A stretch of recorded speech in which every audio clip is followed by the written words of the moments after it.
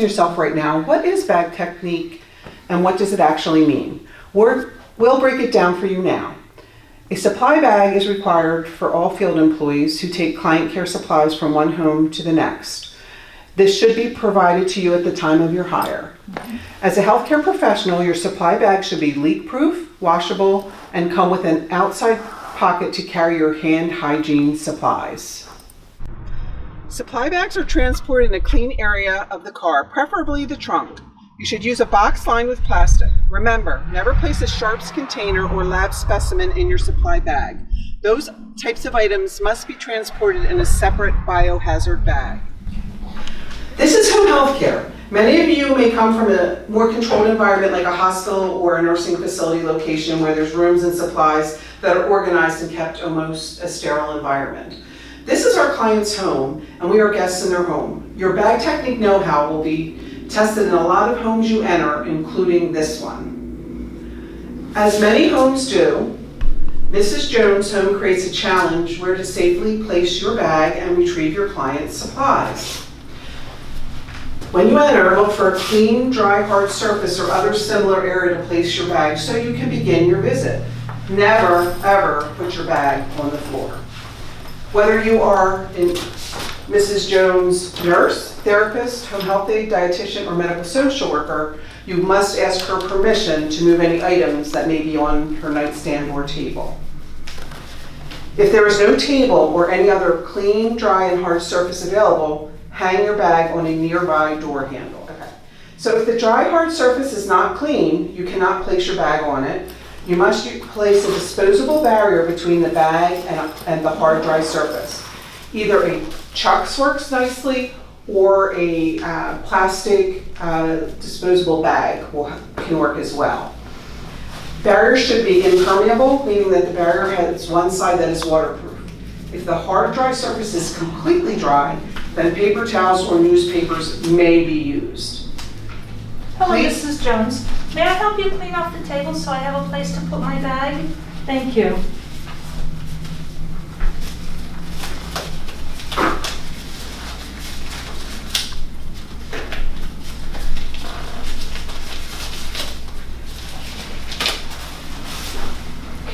Throw these in the garbage here.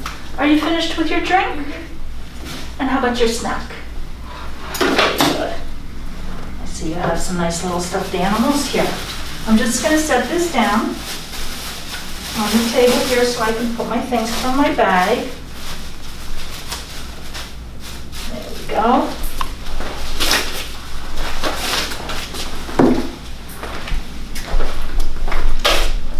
Remember, before entering your bag for any reason, you must decontaminate your hands.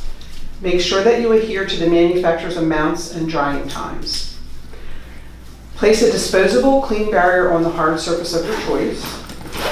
As stated previously, the disposable clean barrier should be impermeable to moisture. If you would need extra space, a second barrier will need to be placed down. Once the barrier is where it needs to be, take out the supplies you need and place them on your disposable barrier. Close your bags, decontaminate your hands, and get ready to begin your care. Retrieving all items you will need during your visit will not only save you time, but most importantly, decrease your chances of having an infection breach. Let's just say you forgot one of your supplies on the visit. You would just have to go through the bag technique procedure all over again to ensure proper bag technique. It doesn't matter what kind of supplies you're carrying. Bag technique must always be followed to ensure proper infection control. For example, if you're a home health aide, you may still need to sanitize before entering your supply bag and retrieving your needed supplies such as gloves, paper towels, and hand soap. Anything that comes out of your bag is then returned to your bag, can be contaminated, and thus transmit infection.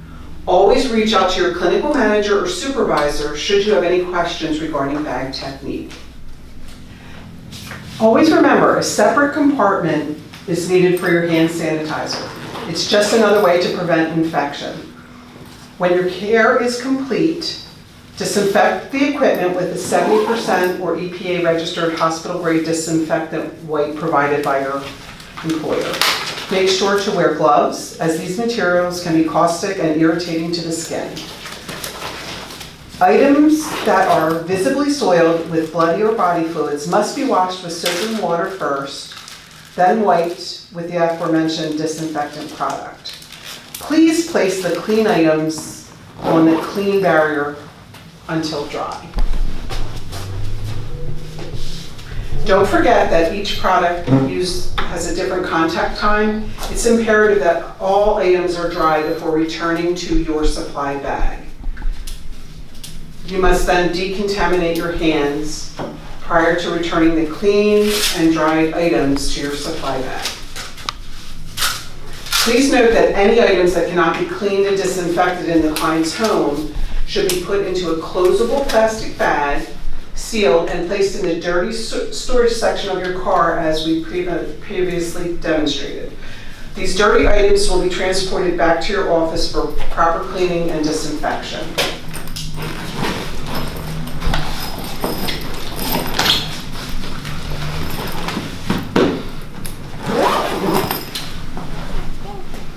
Once your client care supplies have been removed from your bag and placed on a clean barrier, it's time to clean your supply bag.